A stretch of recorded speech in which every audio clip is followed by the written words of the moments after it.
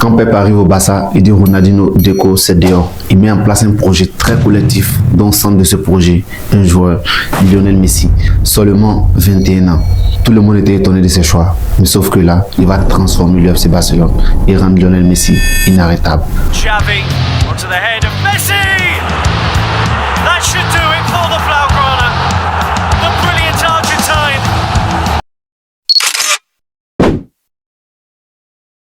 Quand Pep prend les rênes du Barça, précisément en mai 2008, le club venait juste de sortir d'une saison blanche avec l'ancien entraîneur Frank Rijkaard. Même avec des joueurs comme Ronaldinho, Deco, Thierry Henry, Samuel Eto'o, l'UFC Barcelone n'y arrivait plus. Pep va révolutionner le système de jeu du Barça avec au centre de ce système Lionel Messi. Alors Lionel Messi, on sait tous qu'il était déjà un gros crack avant l'arrivée de Pep, il était déjà très fort. Avec ce triplé, il se signale au monde entier. Mais lors de cette saison 2008-2009, Lionel Messi va passer un nouveau cap sur Pep et devenir un joueur différent, voire inarrêtable. Il va encore améliorer ses qualités de dribble, ses accélérations, son QI football très élevé, ses passes magnifiques avec une efficacité incroyable devant les buts. Dans un système de jeu très collectif révolutionné par Pep appelé le tiki-taka, le jeu passe principalement par Lionel Messi, bien entouré en attaque par des joueurs très expérimentés et de renom tels que le grand Samuel Eto'o et Thierry Henry, venu une saison plus tôt d'Arsenal. Accompagné aussi au milieu des terrains par le duo qui sera très vite légendaire, Xavi Iniesta.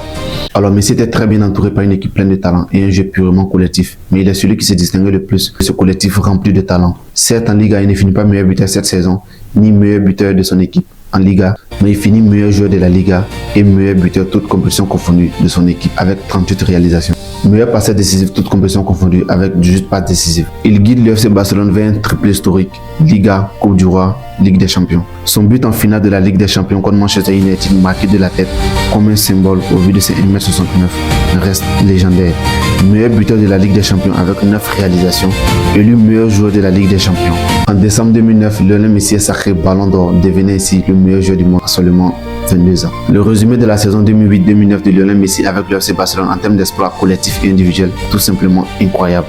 Vainqueur de la Liga, Coupe du Roi, Ligue des Champions, Coupe du Monde des clubs, fini meilleur buteur toutes compétitions confondues du FC Barcelone avec 38 réalisations, meilleur buteur de la Ligue des Champions, sacré meilleur joueur de la Liga, meilleur joueur de la Ligue des Champions, meilleur joueur UEFA 2009, meilleur joueur FIFA de l'année 2009, Ballon d'Or 2009. Bref, Messi a tout écrasé lors de cette saison. S'il y a vraiment une saison où Messi est devenu inarrêtable, c'est bien la saison 2008-2009. En l'occurrence, l'année 2009 sous Pep Guardiola où il a tout explosé.